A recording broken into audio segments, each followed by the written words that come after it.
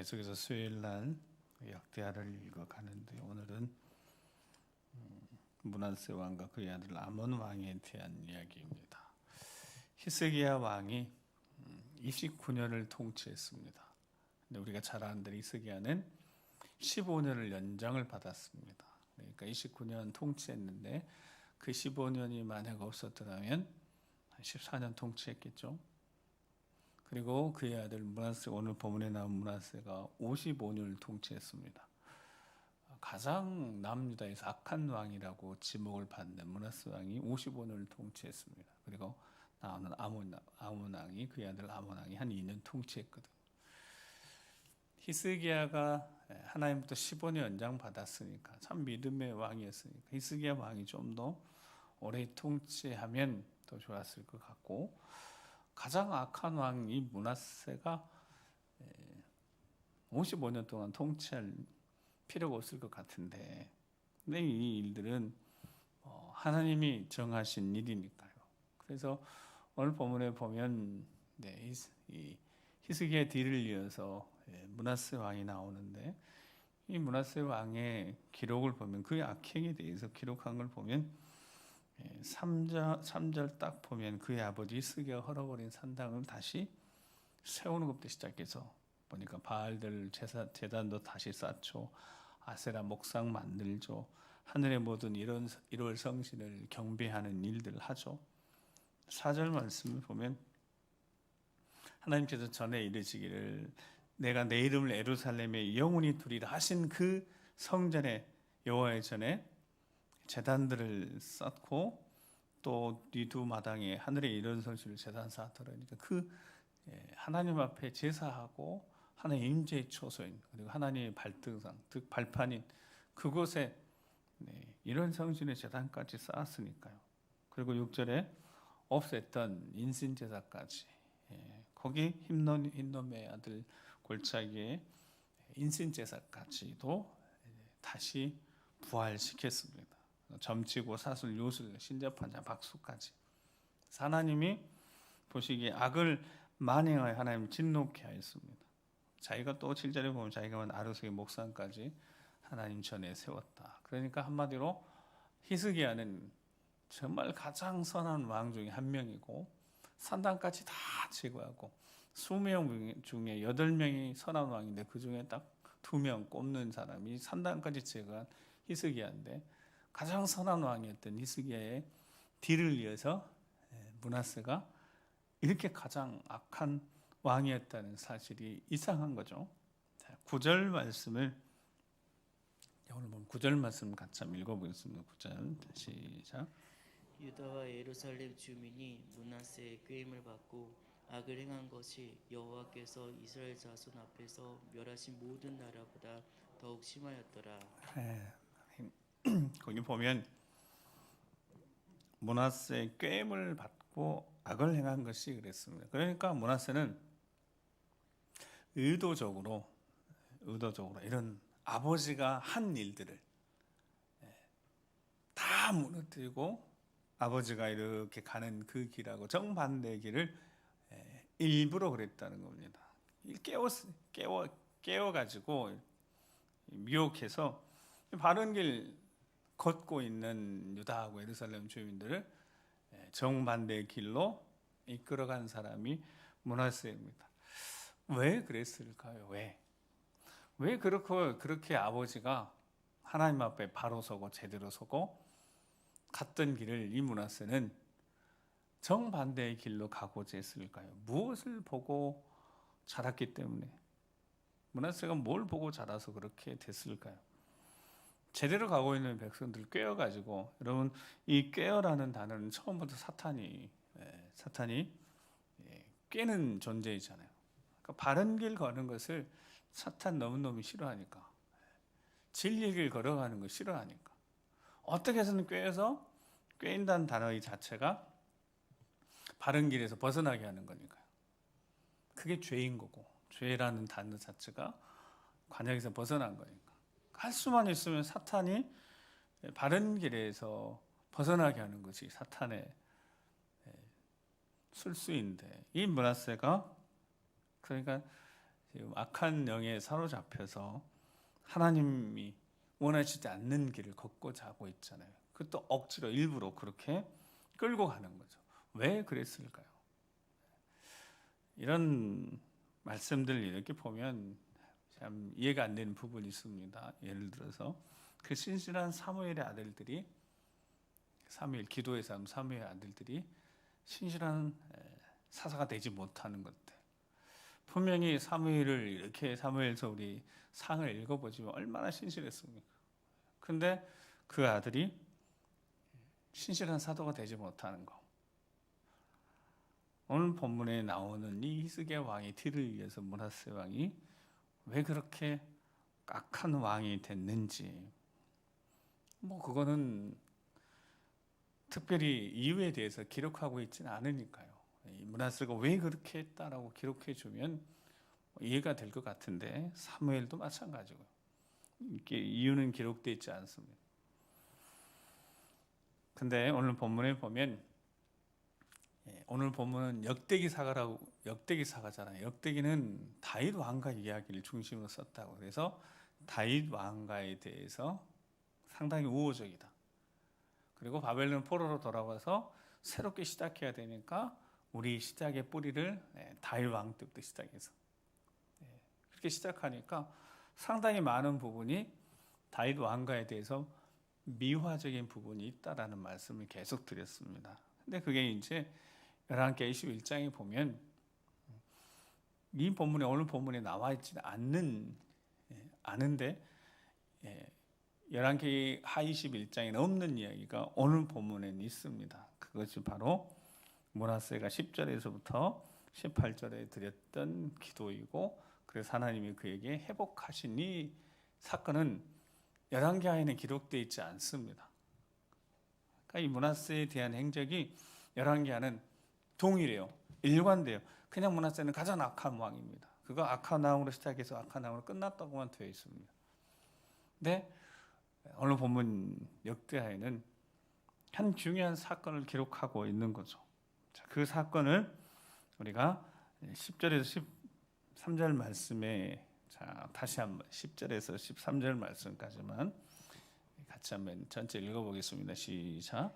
여호와께서 므낫세와 그의 백성에게 이르셨으나 그들이 듣지 아니하므로 여호와께서 아수르 왕의 군대에 지휘관들이 와서 치게 하심에 그들이 므낫세를 사로잡고 쇠사슬로 결박하여 바벨론으로 끌고 간지라. 그가 환난 당하여 그의 하나님 여호와께 간구하고 그의 조상들 하나님 앞에 크게 겸손하여 기도하였으므로 하나님이 그의 기도를 받으시며 그의 간구를 들으시사 그가 예루살렘에 돌아와서 다시 왕위에 앉게 하심에 므낫세가 그제서야 여호와께서 하나님이신 줄을 알았더라. 아멘. 내용은 간단하죠. 므낫세가 계속해서 이런 악행을 하고 우상 섬기면서 하는 동안에 하나님이 이 므낫세 초기에는 이사야 선지자가 있었습니다. 히스기야 아버지 왕 때 사역했던 이사야 선지자가 있었습니다. 근데 듣지 않는 거예요. 그래서 하나님이 어떻게 하셨다고요? 아수르 왕이 군대를 보내서 이 므낫세를 사로잡아 바벨론으로 끌고 가버렸습니다. 근데 그가 12절에 하나님 앞에 기도하고 그 조상들 하나님 앞에 크게 겸손하여 기도하였다. 그랬더니 하나님이 어떻게 하셨어요? 그의 기도를 받으시며 그의 간구를 들으셨다. 그래서 그를 다시 예루살렘에 돌아오게 하셨고 왕에 다시 앉게 하셨다. 자, 그리고 뭐라고 기록하고 있습니까? 므낫세가 그제서야 어떻게 했다고요? 여호와께서 하나님이신 줄 알았더라. 아멘. 여호와께서 하나님이신 줄 알았습니다. 그러니까 이 표현 속에 보면, 성경을 보면 이 표현 속에 보면 여호와가 그제서야 하나님이심을 알았다는 뜻입니다. 야훼가 엘로힘임을 알았다는 뜻이고, 이게 무슨 뜻이냐면 야훼가 스스로 존재하시는 분, 지존자, 가장 높으신 분, 위대하신 그 야훼, 그분이 내 신앙 고백인 거예요. 므낫세가 그제서야 알게 되어졌습니다. 하나님이신 줄, 진짜인 줄 알게 됐다는 뜻입니다. 쉽게 말하면. 여러분, 어떤 일이 있었던 겁니까 도대체? 어떤 일이 있었던 거죠? 므낫세가 경험한 일이 있잖아요. 그러므로 히스기야 뒤에 왕이 되었던 므낫세가 이렇게 악한 왕이 됐다는 것은 다른 거는 이유는 확인할 길이 없고요. 단 한 가지입니다. 므낫세가 뭐가 없었던 겁니까? 신앙에 대한 확신이 없었어요. 왜 없었어요? 하나님 살아계심을 알지 못하기 때문이었습니다. 이 시대를 마지막 시대를 살아가면서 우리에게 가장 기본적인 신앙의 기초가 무엇이겠습니까? 므낫세가 딱 고백한 대로 성경에 기록된 그 하나님이, 여기 기록된 하나님이 누구의 하나님이 되는 겁니까? 나의 하나님이 되는 거죠. 즉 예수 그리스도, 즉 예수님이 임마누엘 하나님이, 성경에 기록되어 있는 그 임마누엘 하나님이 내 주가 되는 이 고백이 있어야지 그게 영적으로 교통하면서 한 길, 바른 길, 부모님, 할아버지, 할머니 걸어가는 이 믿음의 길을 자녀 손들이 제대로 걸어가게 되는 것이고, 그 확실한 신앙 고백이 없으면 잘못된 길을 갈 수 있다는 겁니다. 얼마든지. 왜 그렇습니까? 그 가능성이 얼마나 가능한 것은 사탄이 절대로 그냥 두지 않기 때문입니다. 어떻게 해서든 깨워서 발음이 안 되네. 깨워서 그 바른 길에서 벗어나게 하는 존재가 포기하지 않으니까요. 절대로 사탄이 포기하지 않습니다. 종종 말씀드리잖아요. 그래서 임종 목회에 신경 쓰시는 분이 계셔요. 마지막 사람이 임종한 그 순간에도 사탄이 절대로 그 영혼을 내버리지 않습니다. 할 수만 있으면 그 영혼 다시 가로채 가려고 하기 때문에. 므낫세 이 고백처럼 정말 여호와께서 하나님이신 줄, 성경에 기록된 조상들에게 나타났던 그 므낫세 치면 그 앞에 기록된 그 하나님의 역사들을 모르는 바가 아닌지 알면서도 그 하나님, 내 하나님이 되지 못하니까 이렇게 하는 겁니다. 우상을 가져오고, 하나가 아닌 열이 있으면 더 좋겠죠. 여러분, 그 신들을 섬기는 사람 생각하면 지난주에 그랬잖아요. 열이 낫겠어요? 백이 낫겠어요? 천이 낫겠어요? 수많은 신들을 잘 섬기면 복이 100개 신한테 오는 게 낫겠습니까? 1000개, 10,000개, 10만 개가 낫겠습니까? 당연한 거죠. 그런데 살아계신 하나님, 그제서야 므낫세가 알게 되었습니다. 어떻게 알게 되어졌어요? 므낫세가 기도했잖아요. 여러분 뭐라고 기도했겠습니까? 바벨론 포로로 잡혀갔는데. 기도했는데 그 기도가 이루어졌다고요. 그래서 그제서야 여호와가 성경에 조상들, 그 이전의 조상들이 믿고 고백했던 그 하나님이 내 하나님이 됐다라고 고백하고 있습니다. 그리고 14절부터 이제 므낫세가 깨달았겠죠. 자기가 잘못했다는 거. 회개하고 뉘우쳐서 기도했겠죠. 그래서 다시 돌아와서 하나님 앞에 회개에 합당한 열매를 맺어가는 모습들이 이제 거기 기록되어 있는 거죠. 그래서 16절 봐도 16절 말씀을 같이 한번 읽어보겠습니다. 시작. 여호와의 제단을 보소하고 화목제와 감사제를 그 제단 위에 드리고 유다를 명령하여 이스라엘 하나님 여호와를 섬기라 하매. 아멘. 므낫세가 자신의 죄를 깨닫게 되어졌지 않겠습니까? 그래서 뉘우치고 회개하고 기도해서 하나님 은혜로 돌아왔습니다. 그리고 거기 보면 이제 14절부터 쭉 보면 외적인 것도 대비도 하고 유다 견고한 성읍들의 지휘관도 두고 15절 이방 신들 여호와의 우상들 제거하고 전도 건축하고 그래서 다 정비합니다. 그 하나님만 섬기려고 하잖아요. 그렇게 하나님 앞에 바로 서고 됐지만 성경에 보면 자기 아버지처럼 그렇게는 분명히 확실하지 못했던 것은 사실인 듯합니다. 그게 결론이 거기 있잖아요. 그러면 므낫세가 정말 바로 서서 정말 하나님 앞에 바로 서서 제대로 신앙생활을 하고 했다면 그의 아들 아몬이 어떻게 됐을까요?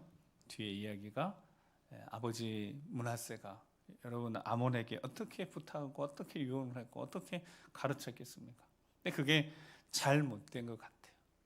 이 이야기 무슨 이야기냐면 히스기야 왕이 그렇게 신실했던 히스기야 왕도 신앙의 대물림을 잘 못하니까 그게 어떤 이유인지는 잘 모르겠습니다. 그러니까 이렇게 므낫세가 무너지잖아요. 므낫세가 바로 섰다면 아몬이 바로 섰을 때는 그렇지 못하잖아요. 근데 마지막 25절에 보면 요시야 왕이 등장합니다. 근데 또 요시야 왕은 정말 하나님 앞에 선한 왕이었거든요. 하나님 앞에 선한 왕이었어요. 그래서 제일 중요한 것이 바로 신앙의 대물림일 텐데 그 대물림의 첫 번째가 다른 게 없습니다. 바로 간증이라는 거죠. 정말 하나님을 경험한, 므낫세도 하나님을 경험하니까 바로 섰으니까요. 뭐 다른 방법이 없습니다. 뭐 다른 방법이 뭐가 있겠습니까? 하나님 앞에 철저한 회개와 함께 그 회개에 합당한 열매, 회개하고 어울리는 삶을 제대로 살아내는 삶을 살아가고, 그래서 우리의 신앙의 믿음의 유산들이, 신앙과 믿음의 유산들이 우리 자녀들에게 그대로 잘 물려지고, 그래서 물려주고, 그래서 정말 하나님의 자녀들로 하나님이 기뻐하시는 거룩한 세대로 세워지는 것, 이것이 얼마나 중요한 일인지 역사를 통해서 우리는 지금 점검해 보고 있습니다. 그러니까 우리가 어떻게 살아가고 있는지를 점검해야 되는 거죠. 그래서 우리도 오늘 다시 므낫세처럼 여호와가 하나님이신 줄, 성경에 기록된 그 하나님이, 아브라함과 이삭과 야곱의 하나님이 내 하나님이심을 우리가 고백하는 이 고백이 있고, 그리고 그 믿음의 고백으로 우리가 제대로 잘 살아간다면 우리 자녀 손들에게 우리가 좋은 믿음의 본이 될 수만 있다면 하나님이 기뻐하시는 아름다운 믿음의 역사들이 계속 일어나는 믿음의 가정이 되고 주의 몸된 교회가 되지 않겠습니까? 그래서 이 므낫세의 이 이야기 잠깐 우리 나누면서 여호와가 하나님이시다는 이 고백이 어떤 고백인지, 그리고 그 고백이 지금 우리에게 어떤 고백이 되어져야 하고 그게 실제적으로 우리 삶에 어떻게 나타나게 돼야 될지요. 아까 말씀드린 것처럼 므낫세는 열왕기 하 21장에는 아예 이 기록이 없다고 그랬습니다. 돌이켰던 기록이 없어요. 여러분, 왜 이 기록을 쓰지 않았겠어요?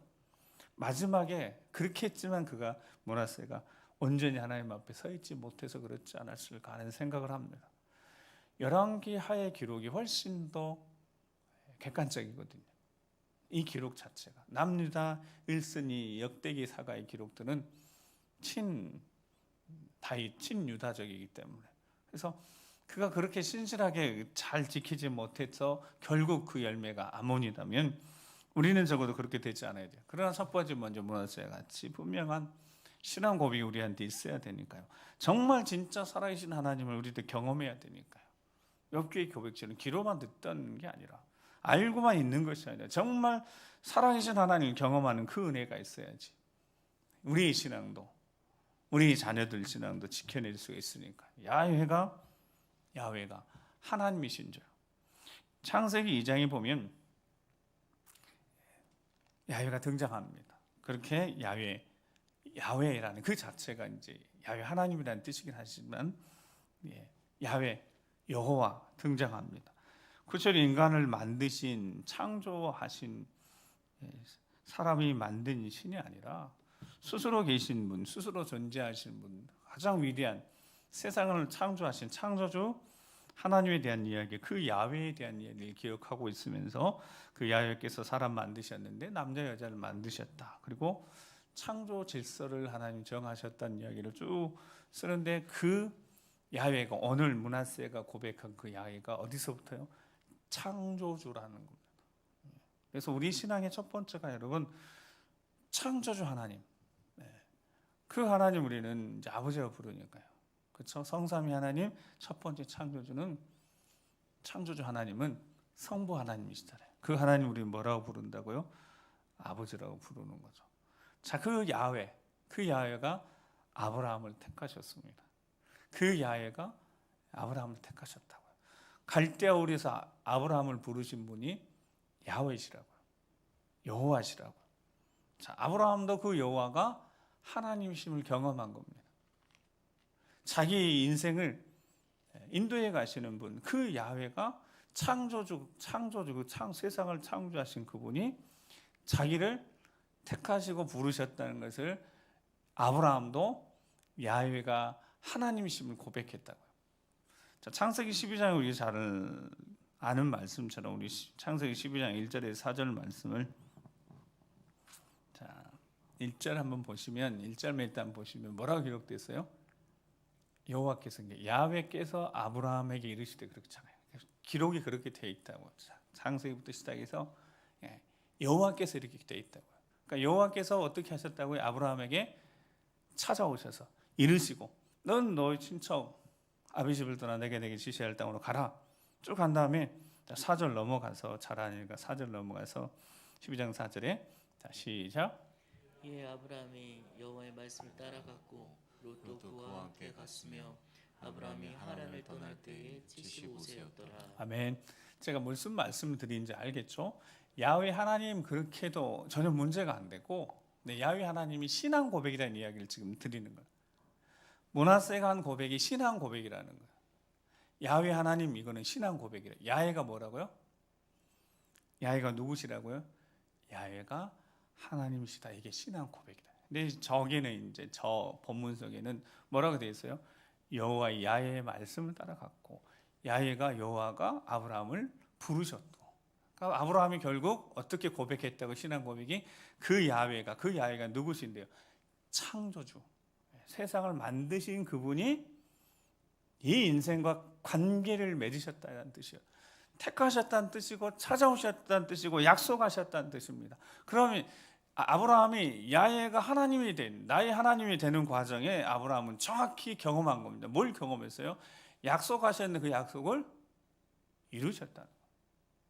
기도했는데 그 기도가 응답되어졌다는 겁니다. 그러니까 야훼가 하나님이 된 거죠. 창조주, 여러분 창조주라는 이 자체에 대한 이 창조주가 얼마나 대단한 겁니까? 세상을 만드신 분이신데요. 창조하시고 창조의 질서를 부여하시고 지금도 섭리하시고 우주 만물을 다스리고 통치하시는 그 야훼가 하나님이시다는 고백은 여러분 대단한 고백, 그냥 되어지는 게 아니에요. 야훼가 하나님이시다? 아브라함이 어떻게 그 하나님을 경험했다고요? 자기 인생에 찾아오셨어요. 택하시고 말씀하셨어요. 약속하셨어요. 창세기 15장 4절 7절 말씀을 보면 자 4절도 보세요. 뭐라고 기록해 놨는지. 창세기 15장 시작 앞에 보면 여호와의 말씀이니까 뭐라고 돼 있다고요? 야훼의 말씀이 창조주 하나님 말씀이 그 말씀이 어떻게 그에게 임하에 이르시되 그 사람이 내 상속자 엘리에셀이 상속자인지 알았는데 그 사람이 내 상속자 아니다는 거예요. 내 몸에서 날짜가 내 상속자가 되리라 하시고 5절 보면 그를 이끌고 밖으로 나가 이르시되 하늘을 우러러 무뼈를 한번 세보라는 겁니다. 또 그에게 이르시되 내 자손이 이와 같을 것이다. 그래서 6절에 아브라함이 누굴 믿으니? 여호와를 믿으니 여호와를 그의 의로 여기시고 믿으니까 어떻게 믿었다고요? 그 창조주 야훼가 나를 부르셨구나. 그리고 나한테 약속하시는구나. 그래서 그 야훼를 믿었다고 거기 기록되어 있잖아요. 그러니까 이것을 여호와께 그의 의로 여기셨다라고 말씀합니다. 아브라함이 믿으니까 야훼의 말씀을 믿으니까 이를 그의 의로 여기셨다. 그를 의롭게 여기셨다 이렇게 말씀하고 계십니다. 자, 그러니까 아브라함이 야훼가 하나님이 되는 과정이 계속해서 말씀드리지만 어떤 은혜가 있었다고요? 약속하셨는데 그 약속이 이루어졌다 안 이루어졌다? 이루어졌다는 거. 약속이 이루어졌어요. 말씀하시고 그 약속을 이루셨다고요. 창세기 그래서 21장 1절 5절에 보면 이루신 장면, 이루신 사건 기록해 놨잖아요. 말씀하신 대로 사라를 돌보셨고 여호와께서 말씀하신 대로 사라에게 행하셨다. 그래서 결국 어떻게 됐다고요? 사라가 임신하고 하나님 말씀한 시기가 되어 노년에 아브라함에게 아들을 낳으니 아브라함이 그에게 태어난 아들 곧 사라가 자기에게 낳은 아들을 이름하 이삭이라 하였고 4절 5절 자 시작. 그 아들 이삭이 난 지 8일 만에 그가 하나님이 명령하신 대로 할례를 행하였더라. 아브라함이 그의 아들 이삭이 그에게 태어날 때 백세라. 아멘.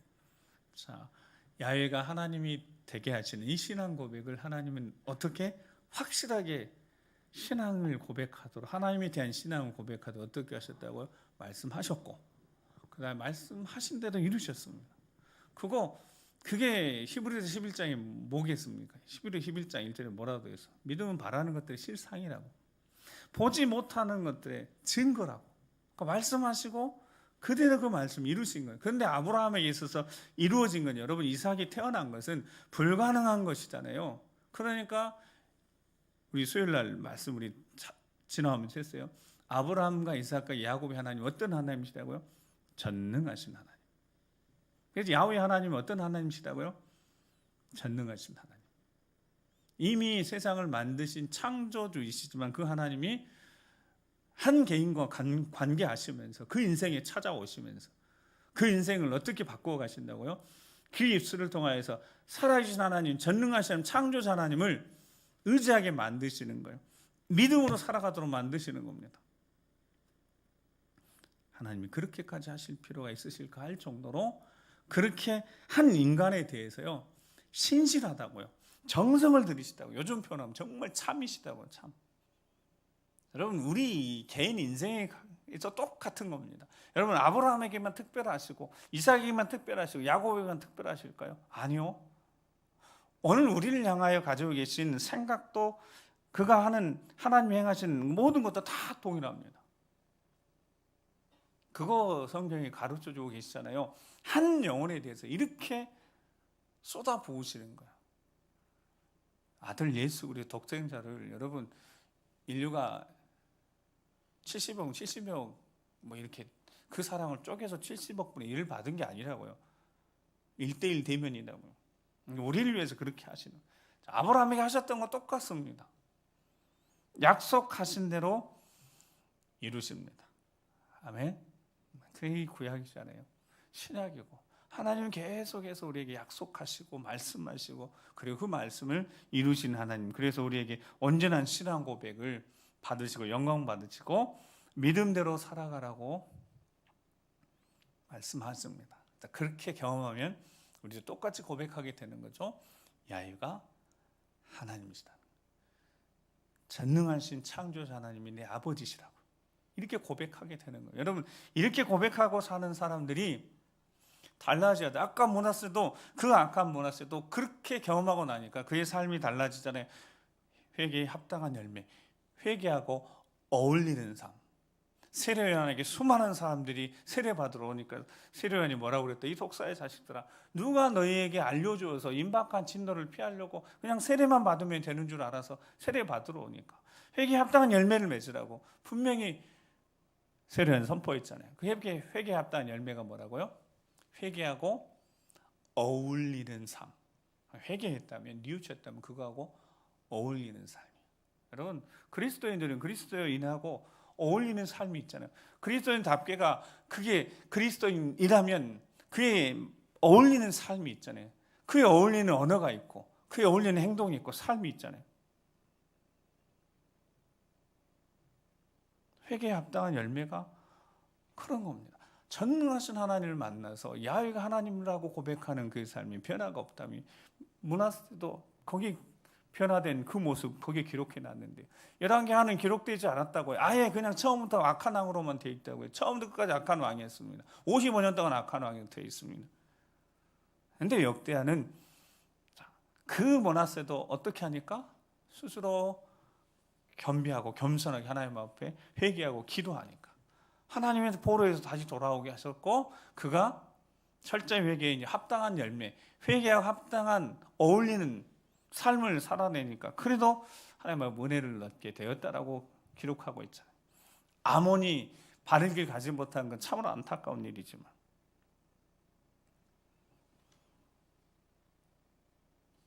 창세기 15장에 아브라함에게 약속하셨던 그 약속 중에 우리가 잘 아는 약속이 거기 있어요.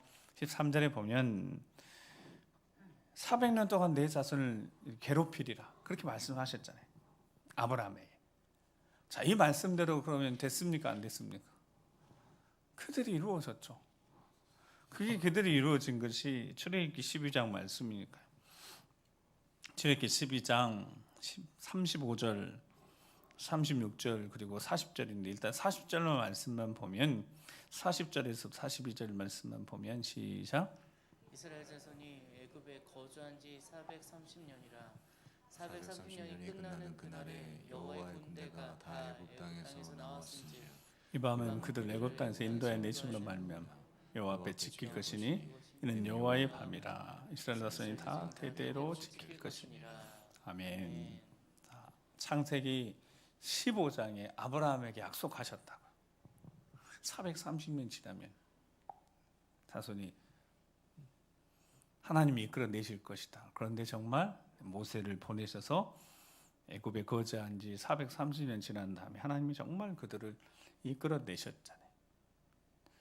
야훼가 하나님이심을 성경에 기록된 이 성삼위 하나님의 이 역사가 오늘 우리 삶에도 그대로 재현되거나 또 그대로 능력으로 권능으로 나타날 수 있는 이유는 그 야훼 하나님이 나의 하나님이시라고 고백하는 이 고백을 하나님이 정말 기뻐하시니까 그 고백이 어떤 고백에서 나온 거니까요, 말씀하신 대로 이루신 줄 믿습니다. 이 믿음의 고백 하나님이 기뻐하셔서요, 오늘도 우리가 하나님 앞에 기도할 때 하나님은 반드시 들으신 줄 믿습니다. 근데 처음에 우리 창조자 하나님을 우리는 뭐라고 부른다고요? 아버지라고 부른다. 그 어떻게 가능하게 되어졌다고요? 우리 예수 그리스도를 말미암아. 다시 한번 우리 확인합니다. 그래서 로마서 8장 12절 15절을 다시 한번 확인합니다. 이게 어떻게 주어진 건지. 로마서 8장 12절에서 15절 시작. 그러므로 형제들아 우리가 빚진 자도되 육신에게 져서 육신대로 살 것이 아니니라. 너희가 육신대로 살면 반드시 죽을 것이로되 영으로서 몸의 행실을 죽이면 살리니 무릇 하나님의 영으로 인도함을 받는 사람은 곧 하나님의 아들이라. 너희는 다시 무소하는 종의 영을 받지 아니하고 양자의 영을 받았으므로 우리가 아버지라고 부르짖느니라. 아멘. 우리가 예수 그리스도를 통하여서요, 다시는 무소하는 종의 영을 받지 않고 양자의 영을 받아서 어떻게 부른다고요? 아빠 아버지라고. 야훼가 하나님이심을 고백하는 이 고백에 우리는 그 고백과 비교할 수 없을 정도로 그 하나님을 이제 아버지라고 부르잖아요. 야훼 하나님 이것보다는 비교할 수 없이 그냥 아버지라고 하는 부름, 이 부름 속에 다 들어가잖아요. 아버지, 나는 부름만, 이것만 하나만 있어도 우리는 세상을 넉넉히 이깁니다. 예수 그리스도의 이름으로 기도하면 아버지 앞에. 그런데 우리 13절 말씀 고유의 8장 13절 보면 너희가 다시 읽습니다. 시작. 너희가 육신대로 살면 반드시 죽을 것이로되 영으로서 몸의 행실을 죽이면 살리니. 아멘. 13절의 말씀이 무슨 뜻이겠어요? 회개에 합당한 열매라는 뜻입니다. 회개하고 거룩한 영이 인자에서 회개하고 거룩하게 되어지고 하나님 사람이 되어지고 하나님 자녀가 되어졌다면 육신대로 살면 안 되는 겁니다.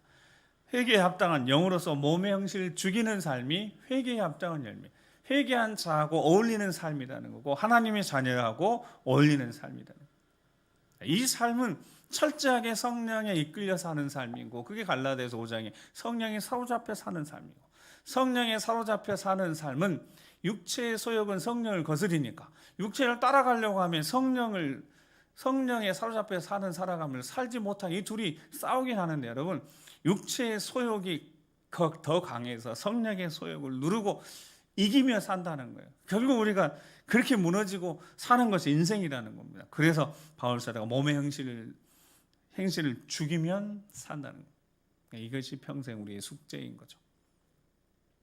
평생 숙제입니다. 우리가 우리 자신을 너무 잘 알잖아요. 저를 포함해서 육체의 소욕이 너무 강해서 어떨 때는 알면서도 육체의 소욕이 이끌려 사는 사람들이 우리니까요. 근데 그거는 하나님 영의 진리의 영의 양자 영에 사로잡혀서 살아가는 우리하고 뭐하지 않다? 어울리지 않다. 여러분, 사람이 이렇게 생긴 것하고 좀 어울리는 삶을 살아야 되지 않겠습니까? 영적으로 우리가 좀 하나님 자녀니까 하나님 자녀하고 어울리는 삶을 살아야 되지 않겠습니까? 그게 평생 숙제더라고. 오늘 제가 말씀 이렇게 준비하면 저 자신도 그렇고 평생 숙제더라고요. 이 숙제를 어느 누가 나는 제대로 하고 있어야 할 사람이 누가 있을까요? 평생 이게 숙제인데요. 이게 평생 숙제잖아요. 남은 한 주간 그래서 우리가 다시 한번 하나님의 영으로 인도함을 받는 남은 한 주간 되길 간절히 소망합니다. 하나님의 자녀답게 하나님 자녀하고 어울리는 삶을 살아내는 언어도 그렇고 행동도 그렇고 얼마든지 성령 하나님 우리에게 주시는 감동이 있으니까 그 감동에 순종하면 되니까요. 근데 그때 그게 그때더라고요. 그러니까 사탄이 정말 우는 사람처럼 삼키자를 들어 찾고 있기 때문에 성령 하나님 우리에게 주시는 그때 그 감동을 딱 지켜내지 못하면 또다시 마음이 싹 무너지는 거니까요.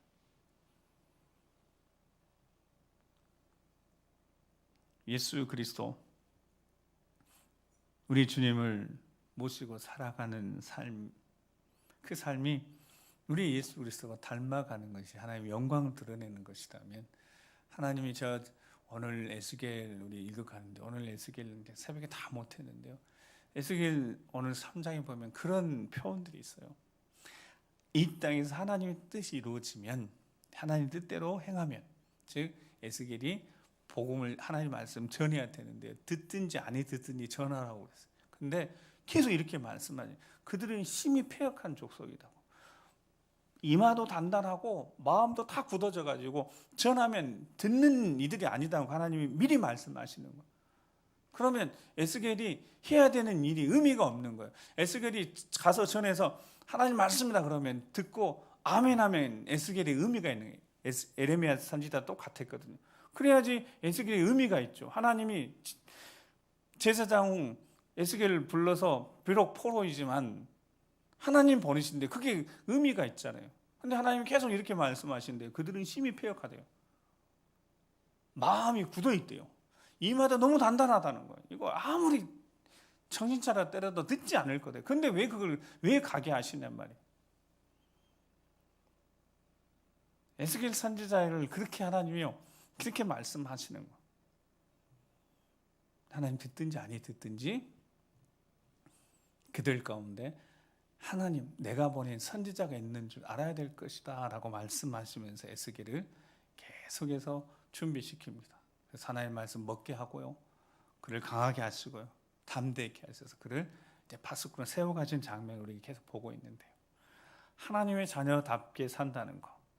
하나님의 자녀로 어울리는 삶을 산다는 것. 그것이 어떤 것인지는 성경에 계속 우리에게 말씀하고 있으니까 그 말씀을 듣고 그대로 살아가면 되는 것을 실은 쉬운 것을 어쩌면 우리가 어렵게 가는지도 모르겠습니다. 왜냐하면 아직 우리에게 고집스러움이 있고 요즘 교만함이 있으니까. 하나님은 겸손한 자에게는 한없이 약하십니다. 그러시더라고요. 그게 오늘 문하세 이야기입니다. 하나님은 겸손만 하면 그냥 한없이 약하십니다. 그러나 교만한 것에 대해서는 하나님은 한없이 추노하시고 강력하십니다. 교만한 자는 물리치신다고 말씀하셨으니까요. 이번 한 주간 남은 한 주간 우리 주님과 동행하시면서 우리가 하나님 주신 말씀이니까 하나님 뜻이니까 에스겔 선지자를 통해서도 듣든지 아니 듣든지 전하러 가시면서 에스겔을 단단히 붙잡아 주시고 그에게 하나님 말씀 주시면서 그를 강하게 하신 것처럼 우리도 하나님 뜻대로 살아가려면 반드시 하나님 말씀 필요합니다. 그 말씀 우리가 강해지는 거니까요. 견고해지는 거니까요.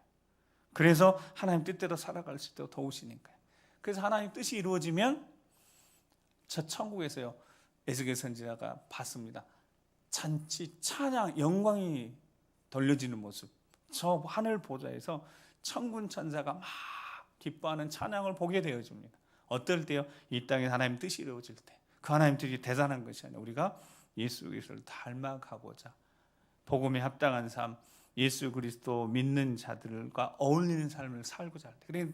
그러니까 대단한 것이 아닐 수 있습니다. 내 한마디가 내 생각대로 내 육신대로 하는 것이 아니라 성령 감동 따라서 그 한마디를 내가 사랑의 언어로 사용했을 때 그래 그럴 수도 있겠습니다. 애쓰셨습니다. 축복합니다. 이 한마디만 해도 이 땅에 하나님 뜻이 이루어진다면 저 천국에서 하나님 보좌에서 우리 주님이 기뻐하실 것이니까요. 이번 한 주간 작은 것이지만 작은 거 놓치지 마시고 생각과 마음을 잘 지키시면서 하나님 들어 쓰시는 정말 축복의 통로 쓰임받는 우리가 되길 간절히 소망합니다. 기도하시겠습니다.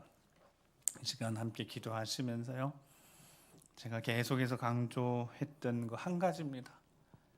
정말 회개에 합당한 열매, 예수 그리스도를 닮아간다고 하고 예수 그리스도 살아간다고 하면서 그 존재와가 어울리는 삶의 모습, 언어, 겉으로 드러나는 행실, 마음도 물론 중요하지만 그 마음은 얼마나 중요합니까? 마음에서 나오는 거니까요.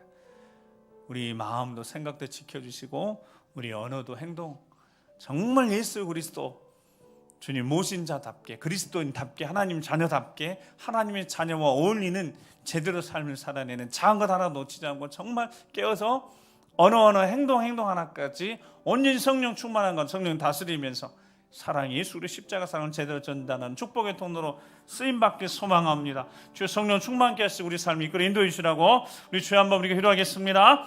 주여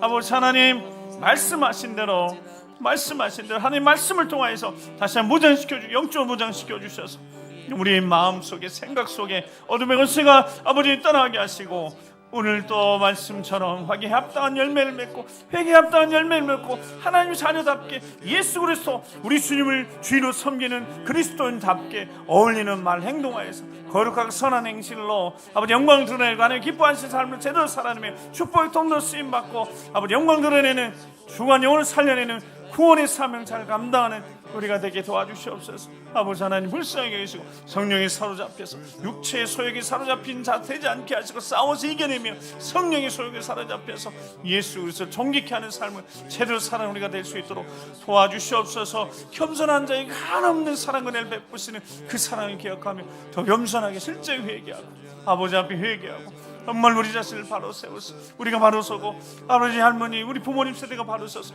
우리 다음 세대를 제대로 살려낼 수 있도록 아버지 도와주시옵소서. 그러가신 아버지 하나님 감사합니다. 겸손한 자에게 한없는 은혜를 베푸시는 아버지 하나님, 정말 살아계신 하나님, 전능하신 창조주 하나님을 아버지라고 부르고 고백하는 우리가 므낫세가 겸손할 때 그에게 은혜를 베푸셨던 그 하나님, 야훼가 하나님이심을 고백하는 그 고백도 기뻐하셨는데 하나님을 아버지라고 고백하는 자들이 예수 그리스도를 제대로 닮아가며 예수님을 구주로 고백하는 그 존재와 어울리는 합당한 삶을 제대로 살아낼 수 있도록 성령으로 충만케 해주시라고 간절히 소망하고 기도했사오니 빛을 비춰서 어둠의 권세가 우리 생각과 마음 속에서 조차 흔적도 없이 사라지게 하시고 그때마다 주시는 감동에 따라서 우리 입술의 언어 행동 하나하나까지 온전히 주장하심으로 사랑이 전달되어지고 십자가 사랑이 전달되어지고 우리 할아버지 할머니 부모님들이 걸어가는 이 믿음의 길 우리 자녀손들이 잘 따라가며 우리 교회의 젊은 세대 다음 세대들이 잘 따라가며 정말 소망 넘치는 믿음의 가정 주의 몸된 교회가 될 수 있도록 도와주시옵소서. 연약하고 어리석고 부족합니다. 아버지 하나님 도와주시옵소서. 성령을 충만케 하시고 그렇게 이끌어 인도하여 주시옵소서. 오직 아버지 그만의 영광 돌리는 우리 삶이 되길 간절히 소망하며 존귀하신 우리 구주 예수 그리스도의 이름으로 축복하며 기도드립니다. 아멘.